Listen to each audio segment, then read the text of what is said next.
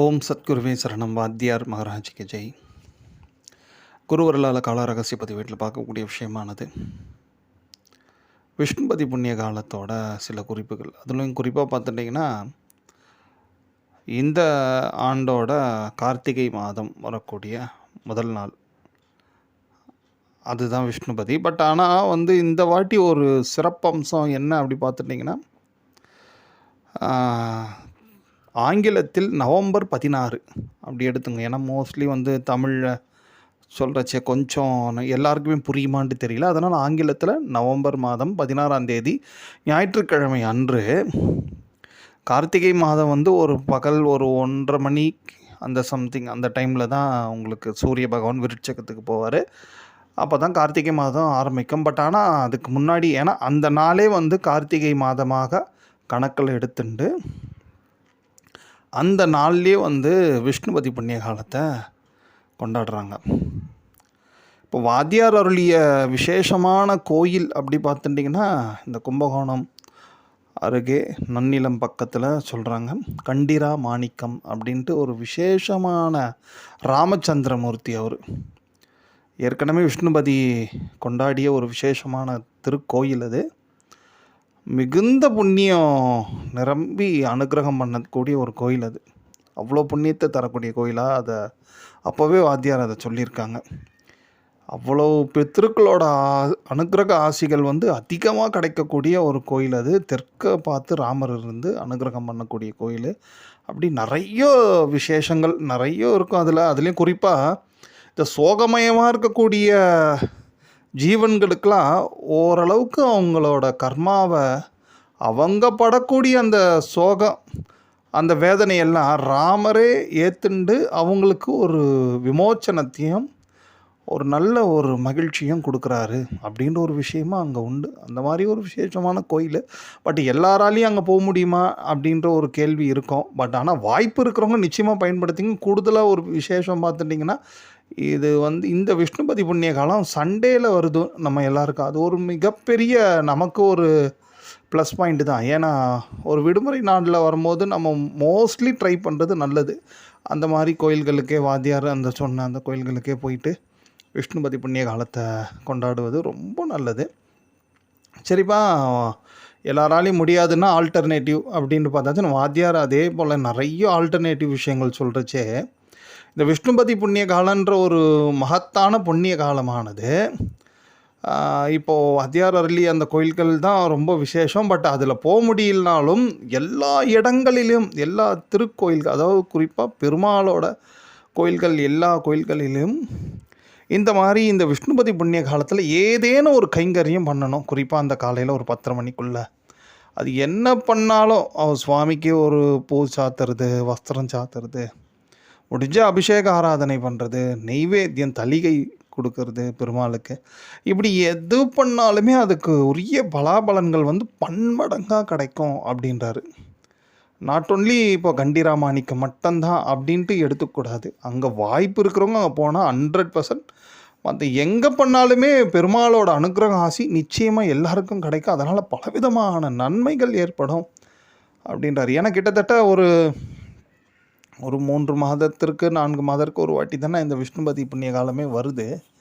அப்போ பார்த்துட்டிங்கன்னா கிட்டத்தட்ட ஒரு பிரதோஷம் எவ்வளவுக்கு எவ்வளோ ஒரு புண்ணியத்தை தருமோ, அதுபோல் இப்போ விஷ்ணுபதி புண்ணிய காலம் வரக்கூடிய அந்த 3 மாதத்தில் எத்தனை ஒரு 6 பிரதோஷம் வருமா, அந்த 6 பிரதோஷமோ இல்லை 8 பிரதோஷமோ அந்த பிரதோஷத்தோட பலன்களை இந்த ஒரு நாள் பெருமாளோட வழிபாடில் நிச்சயமாக கிடைக்கும் அப்படின்ற ஒரு விசேஷத்தையும் எப்பொழுதுமே வாத்தியார் குறிப்பிட்டு சொல்லுவார். ஏன்னா இந்த மாதிரி புண்ணிய காலன்ட்டு ஒரு வர்றதே ஒரு அபூர்வமானது தான். எல்லா நாளுமே புண்ணிய காலம்ன்ட்டு சொல்ல மாட்டாங்க, பஞ்சாங்கத்தில் இருக்காது. ஒரு குறிப்பிட்ட காலங்களுக்கு மட்டும்தான் புண்ணிய காலம் அப்படி இருக்கும். அந்த காலத்தில் நாம் செய்யக்கூடிய கைங்கரியம் செய்யக்கூடிய வழிபாடு நமக்கு மிகுந்த புண்ணியத்தை தரும். மிகுந்த புண்ணியம் தானே நமக்கு நிறைய பற்றாக்குறையாக இருக்குது. புண்ணியம் இருந்தால் நமக்கு மேக்ஸிமம் எந்த விதமான பிரச்சனையும் இல்லாமல் நம்ம வாழ்க்கையை நிம்மதியாக ஓட்டிடலாம். நிம்மதி இல்லை அப்படின்ட்டு இயங்கக்கூடியவங்க எல்லாருமே ஒரு விஷயத்தை ஞாபகம் வச்சுக்கணும், நமக்கு புண்ணியம் இல்லை. புண்ணியம் இல்லாததுனால தான் இப்படி நம்ம மனசு புண்படுது, பலவிதமான வேதனைகளை அனுபவிக்கிறோம். அப்போது புண்ணியம் இருந்தால் நமக்கு வந்து இந்த வாழ்க்கையை செம்மையாக வழி நடத்திடலாம், செம்மையாக ஓட்டிடலாம். ஸோ அப்போ புண்ணியத்தை தரக்கூடியது தான் இந்த மாதிரி புண்ணிய காலங்கள்.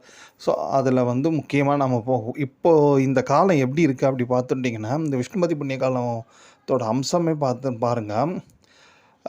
எப்பொழுதும் இந்த கார்த்திகை ஒவ்வொரு யுகாந்தம் அப்படின்ட்டு தான் ஒரு 4 யுகாந்தம். ஏன்னா வருடத்துக்கு 4 வாட்டி தான் வந்து இந்த விஷ்ணுபதி புண்ணிய காலம் வரும் வச்சுங்களேன். அதில் வந்து பார்த்துட்டிங்கன்னா ஒவ்வொரு கலியுகாந்தம், துவாபர யுகாந்தம் அப்படின்ட்டு வரும். அதில் பார்த்துட்டிங்கன்னா இது திரேதா யுகாந்தமாக இருக்கும் இந்த கார்த்திகை 1. திரேதா யுகாந்தம், திரேதா அது அந்த காலமே யாரோ சம்மந்தப்பட்டது பார்த்தா நம்ம சீதாராமச்சந்திரமூர்த்திக்குரியது இல்லையா அந்த திரேதா யுகம். ஸோ நீங்கள் அதில் பாருங்க, இது இப்போ ஒரு பெரிய விஷயமே என்னென்னா, அன்று வந்து சூரியனுக்குரிய நாள் ப்ளஸ் வந்து ஒரு மிகப்பெரிய ஒரு விஷயம் அன்றைக்கி என்னென்னா அஸ்தம் திருநக்ஷத்திரம். இந்த அஸ்தம் திருநக்ஷத்திரம் ஞாயிற்றுக்கிழமை கூடிய வேளையில் ஆதித்ய அஸ்தம் அப்படின்ட்டு அது ஒரு தனியாக ஒரு புண்ணிய காலம். அது விஷ்ணுபதி புண்ணிய காலம் இல்லாமல் ஆதித்ய அஸ்தம்ன்ற ஒரு விசேஷமான புண்ணிய காலம் வேறு அன்றைக்கி. ஸோ அதுலேயும் கூடுதலாக பார்த்தீங்கன்னா துவாதசி மகாலட்சுமியோட மிகப்பெரிய அனுக்கிரகத்தை வந்து கிடைக்கக்கூடிய ஒரு நாள், அவங்களோட அனுக்கிரகம் பெறக்கூடிய ஒரு நாள் பார்த்துட்டிங்கன்னா இந்த துவாதசி. ஸோ அதுவும் அன்றைக்கி இருக்குது. ஸோ இப்படி நிறைய கால அம்சங்கள் வந்து அன்றைக்கி பார்த்துட்டிங்கன்னா நம்மளோட வறுமை நீங்குவதற்கும் நம்மளோட மனக்கவலைகள் போக்குவதற்கும் எல்லாத்துக்குமே வந்து வழிவகை பண்ணக்கூடிய ஒரு விசேஷமான புண்ணிய காலம் விஷ்ணுபதி புண்ணிய காலம் இந்த வாட்டி நமக்கு வாத்தியாரோட அருளெல்லாம் அமைஞ்சிருக்கு. அதனால் வாத்தியார் அருளிய முறைப்படி வாய்ப்பு இருக்கிறவங்க கண்டிராமாணிக்கம் போய் நீங்கள் இந்த ஆதித்திரதை அதெல்லாம் சொல்கிறது உத்தமம். வாய்ப்பு இல்லாதவங்க அங்கங்கே இருக்கக்கூடிய பெருமாள் கோயில்களில் போய் நீங்கள் முடிஞ்ச அளவுக்கு ஆதித்திரதையெல்லாம் சொல்லுங்கள். குறிப்பாக ராமர் சன்னதியில் போய் சொல்லுங்கள். ஏன்னா ராமருக்கே வந்து மன சோர்வை நீக்கிய ஒரு விசேஷமான துதி தான் இந்த ஆதித்திரதயம். அப்பேற்பட்ட அந்த துதியை வந்து ஞாயிற்றுக்கிழமை சொல்கிறதே விசேஷம். அதில் ஆதித்ய அஸ்தம்ன்றது வந்து மகா புண்ணிய காலம். ஏன் ஆதித்ய அஸ்தம் விசேஷம் பார்த்துட்டிங்கன்னா சூரிய பகவானோட பிறந்த நட்சத்திரம் அஸ்தம். ஸோ அன்றைக்கி சூரிய வழிபாடு எதை பண்ணாலும் மிகுந்த புண்ணியம். அப்போ ஆதித்திரதையும் சூரிய பகவானை பிரீத்தி பண்ணக்கூடியது இல்லையா. ஸோ அதனால தான் அன்றைக்கி போய் நம்ம எங்கே சென்னையில் சரி வேறு எங்கே இருந்தாலும் எந்த ஊரில் இருந்தாலும் ஒரு ராமர் சன்னதியில் போய் நின்றுண்டு அந்த விஷ்ணுபதி புண்ணிய காலத்துக்குள்ளே ஒரு வாட்டியாவது ஆதித்திரதயத்தை படிச்சுருங்க. அதோட பலன்களை அப்புறம் நீங்களே அதை ஃபீல் பண்ணிக்கோங்க. ஏன்னா அவ்வளோ கிடைக்கும் இவ்வளோ கிடைக்கும் அப்படிலாம் சொல்லி ரொம்ப இது பண்ணுறதுக்கு ஒன்றும் இல்லை. நிச்சயமாக இதோட பலன்கள் வந்து ஒன்று உண்டு. அதுலேயும் இந்த மாதிரி ஒரு காலங்களில் நம்ம பண்ணக்கூடிய பூஜையோட பலன்கள் நிச்சயமாக உண்டு. அது எப்பொழுதுமே யாராலையும் வந்து மறைக்கப்பட முடியாது, மறுக்கவும் முடியாது. ஸோ அதனால் நிச்சயமாக உண்டு. ஏன்னா இவ்வளோ ஒரு விசேஷம் தாங்கிய விஷ்ணுபதி புண்ணிய காலம். அது மட்டும் இல்லை ஒரு பெரிய விஷயங்க.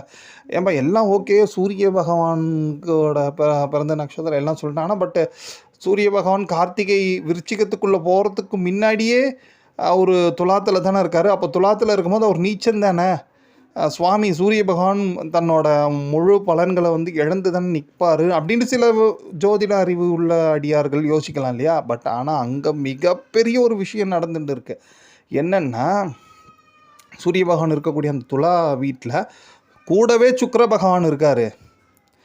ஒரு வீட்டில் வந்து இந்த மாதிரி ஆட்சி பெற்ற கிரகம் நீச்ச கிரகத்தோடு சேர்ந்துருக்கும் போது அந்த நீச்ச கிரகமானது நீச்ச பங்க ராஜயோகம் ஆகிடும். நீச்சங்கெட்டு மிகப்பெரிய ராஜயோகத்தை வழங்கக்கூடிய ஒரு நிலையில் தான் சூரிய பகவான் இருக்கார். அதுதான் மிகப்பெரிய விஷயம். ஸோ அதனால தான் அன்றைக்கி நம்ம இந்த ஆதித்யதயத்தை வந்து முடிஞ்சால் 10 வாட்டி கூட சொல்லுங்கள், தப்பே கிடையாது. எவ்வளோக்கு எவ்வளோ சொல்கிறோமோ சூரிய துதிகள் எல்லாம் சொல்கிறது, அப்புறம் பெருமாளுக்குரிய பூஜைகள்லாம் குறிப்பாக சூரிய நாராயணராக பாவனை பண்ணி பெருமாளை வணங்குறது, இது எல்லாமே மிகுந்த புண்ணியத்தை நிச்சயமாக தரும். ஏன்னா பொதுவாகவே உலகத்துக்குள்ள நம்ம இந்த கேலக்சிக்கு ஆத்மகாரகனாக விளங்கக்கூடிய சூரிய பகவான் தானே.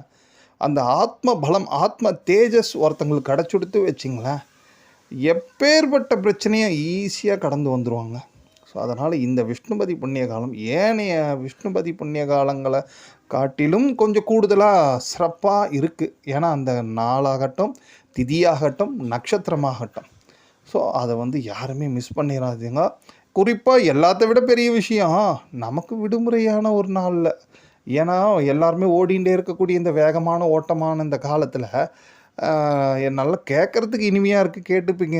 பட் பண்ணுறதுக்கு வாய்ப்பு இருக்காது இல்லையா? பட் ஆனால் இந்த வாட்டி பண்ணுவதற்கு நிச்சயமாக வாத்தியாரோட அருளால் உங்களுக்கு எல்லாருக்குமே வாய்ப்பு இருக்கும், கிடைக்கும். அதை யாருமே தவற விடாமல் பண்ணிக்குங்க. இந்த மாதிரி ஒரு விஷ்ணுவதி புண்ணிய காலம் மீண்டும் வருமானது, இதே மாதிரி கால அம்சங்களோடு வருமானது நமக்கு சந்தேகம்தான்.